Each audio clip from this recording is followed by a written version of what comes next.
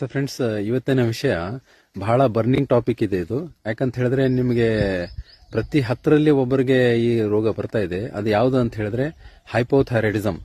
So ಇದಕ್ಕೆ modern view ಪ್ರಕಾರ Hashimoto's thyroiditis ಅಂತಾನು ಹೇಳ್ತಾರೆ.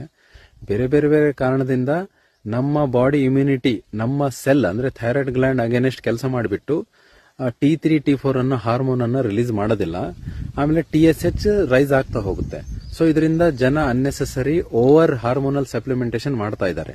ಅಂದ್ರೆ ಅವ್ರಿಗೆ ಎಷ್ಟು ಹಾರ್ಮೋನ್ ಬೇಕೋ ಅಷ್ಟು ಕೊಡ್ತಾ ಇಲ್ಲ. ಕೆಲವೊಂದು ಸಮಯದಲ್ಲಿ ಜಾಸ್ತಿ ಕೊಡ್ತಾ ಇದ್ದಾರೆ, ಕೆಲವೊಂದು ಸಮಯದಲ್ಲಿ ಕಡಿಮೆ ಕೊಡ್ತಾ ಇದ್ದಾರೆ. ಸೊ ಇದಕ್ಕೆ ಆಯುರ್ವೇದದ ಪ್ರಕಾರ ಕರೆಕ್ಟ್ ಆಗಿ ಟ್ರೀಟ್ಮೆಂಟ್ ಏನು ನಮಗೆ ಹೇಳ್ಕೊಡ್ತೀನಿ. ಇದಕ್ಕೆ ವಾತ ಕಫಜ ರೋಗ ಅಂತ ನಾವು ಹೇಳ್ತೀವಿ ಆಯುರ್ವೇದದಲ್ಲಿ. ಸೊ ನಮ್ಮ ಆಯುರ್ವೇದಾಚಾರ್ಯರು ಈ ನೀವು ರಸಕ್ಷಯ ಲಕ್ಷಣ ಅಂತ ಬರುತ್ತೆ.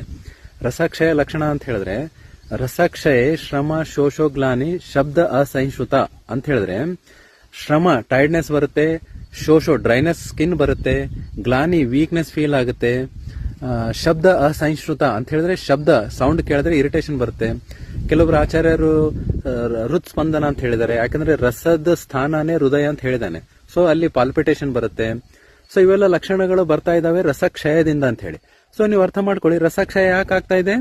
ನಾನು ಯಾವಾಗ್ಲೂ ಹೇಳ್ತಾ ಇದ್ದೀನಿ, ರೋಗ ಸರ್ವೇಪಿ ಮಂದ ಅಗ್ನೋ, ಅಂದ್ರೆ ಮಂದ ಅಗ್ನಿ, ವೀಕ್ ಡೈಜೆಸ್ಟಿವ್ ಫೈರ್ ಇಂದ ಎಲ್ಲ ರೋಗಗಳು ಬರ್ತಾ ಇದಾವೆ.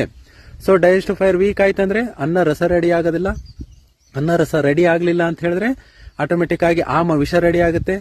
ಆಮ ವಿಷ ಅಂತ ಹೇಳಿದ್ರೆ ಡೈಜೆಸ್ಟಿವ್ ಫೈರ್ ವೀಕ್ ಇತ್ತಂದ್ರೆ ಆಮ ವಿಷ ರೆಡಿ ಆಗುತ್ತೆ. ಆಮ ವಿಷ ರೆಡಿ ಆಯ್ತಂದ್ರೆ ಧಾತು ಮಾಧ್ಯ, ನಮ್ಮ ಆಯುರ್ವೇದದಲ್ಲಿ ಹೇಳಿದಾನೆ ಆಮ ಅಂತ ಏನಂತ ಹೇಳಿದ್ರೆ ಊಷ್ಮಣು ಅಲ್ಪ ಬಲತ್ವೇನ ಧಾತು ಮಾಧ್ಯಮ ಅಪಾಚಿತಂ.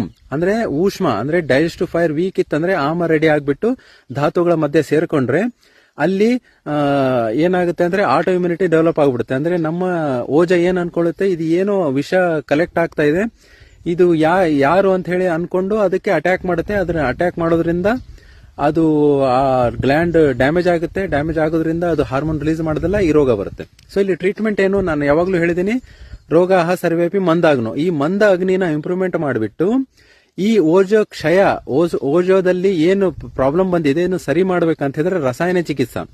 ಇಲ್ಲಿ ಅಗ್ನಿನ ಇಂಪ್ರೂವ್ಮೆಂಟ್ ಮಾಡಿ ವಾತ ಅನುಲೋಮನ ಮಾಡಿಸಿ ರಸಾಯನ ಚಿಕಿತ್ಸಾ ಕೊಟ್ಬಿಟ್ರೆ ಡೆಫಿನೆಟ್ ಆಗಿ ನಿಮಗೆ ಥೈರಾಯ್ಡ್ ಗ್ಲ್ಯಾಂಡ್ ಕಂಟ್ರೋಲಿಗೆ ಬರುತ್ತೆ. ಅನ್ನೆಸೆಸರಿ ಎಷ್ಟೆಷ್ಟು ಮಿಲಿಗ್ರಾಮ್ ಹಾರ್ಮೋನ್ ತಿಂತಾ ಇದ್ದಾರೆ ಗೊತ್ತಾಯ್ತು ಫ್ರೆಂಡ್ಸ್ ನಿಮಗೆ. ನೀವು ನೋಡ್ತಾ ಇರಬಹುದು 25 mg ಇಂದ ಹಿಡಿದು 175 mg ವರೆಗೆ ಈ ಹಾರ್ಮೋನ್ ಸಪ್ಲಿಮೆಂಟೇಷನ್ ಆಗ್ತಾ ಇದೆ. ಇದು ಬಹಳ ದೊಡ್ಡ ತಪ್ಪು ಫ್ರೆಂಡ್ಸ್. ಇದರಿಂದ ಬಹಳ ತೊಂದರೆ ಆಗ್ತಾ ಇದಾವೆ. ಸೊ ಇದ್ರ ಬಗ್ಗೆ ನಿಮಗೆ ಹೆಚ್ಚಿನ ಮಾಹಿತಿ ಬೇಕಂದ್ರೆ ನೀವು ನನಗೆ ಮೆಸೇಜ್ ಮಾಡಬಹುದು ಫ್ರೆಂಡ್ಸ್. ಧನ್ಯವಾದಗಳು.